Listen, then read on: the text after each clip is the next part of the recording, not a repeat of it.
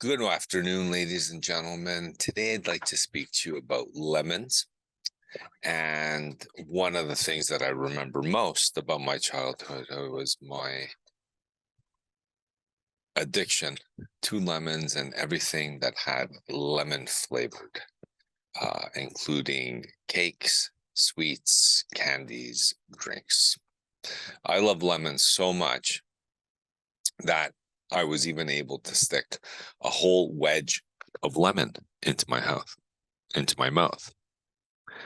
I guess what I enjoyed most was how acidy yet sweet this fruit is.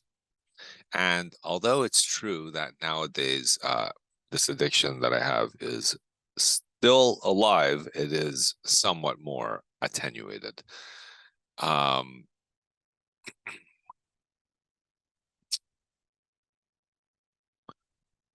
so, as it happens, I have a few facts that I would like to share with you about lemons. For example, the lemon is from Europe, actually, specifically uh, south of Italy, Sicily, and Spain, of course. Uh, the following centuries, after the middle of the 13th century or so, when it was discovered or started being used, um, it spread throughout the continent. In fact, it was during the Baroque period that we could start seeing lemon, represented in some of the still life paintings. And then later it was discovered that it could also be used as a remedy for illnesses such as scurvy due to its relatively high content of vitamin C. So lemons became, you could say, an essential ingredient both on land and on sea. However, you may be surprised to hear that what we discovered along the way is that this fruit has actually come quite a distance uh, to where it is today. Lemons are created by crossing two species of citric fruits, specifically the bitter orange and the citron.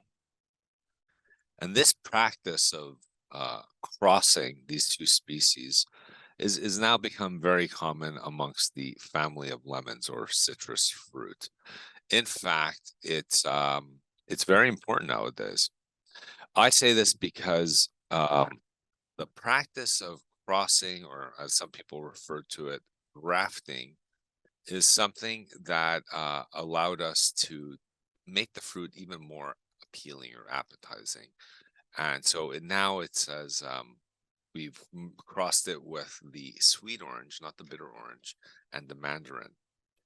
So it's putting the whole citrus family in great danger due to bacterial disease that was actually discovered in China, named Huan Lom Pin in the year 1943. And what this um, bacterial disease does is it reduces the production of the citrus crops or the citrus tree, how much each tree is produced, until eventually it kills the tree. And if you were to take a branch of a sick tree or a tree that's suffering from this disease, which in Spanish translates into yellow dragon illness, and you graft it or attach it to a healthy tree, it would infect the healthy tree. It's hard to know at a glance if a tree is already infected or not, though. That's part of the challenge. So the FOC, for example, a few years ago, started talking about the genetics or the genome of the tree. And there's a genetic genome institute in the United States that actually mapped out the lemon genome. And we found a variety of pieces of the DNA that is still resistant to the disease. So that's really helped growers or agriculturers to continue to grow even with the disease, without fear, even with the disease, but without fear of losing the crop. It's helped face specific challenges related to climate change, and it's even allowed scientists or growers to modify certain characteristics of the fruit in order to adapt it even better to consumers' tastes. So the lemon, for example, in Spain is is not or is different than how it's used gastronomically compared to, say, China.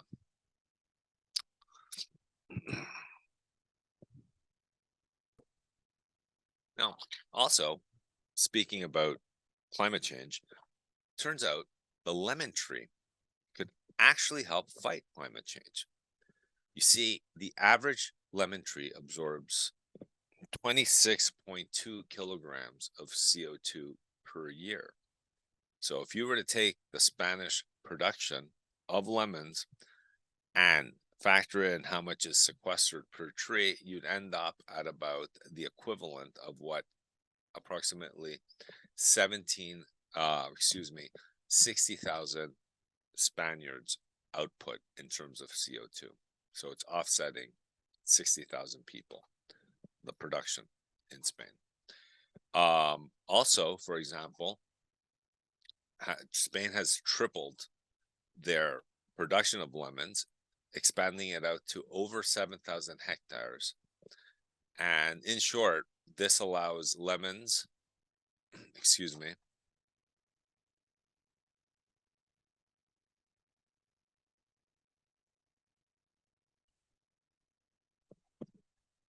excuse me,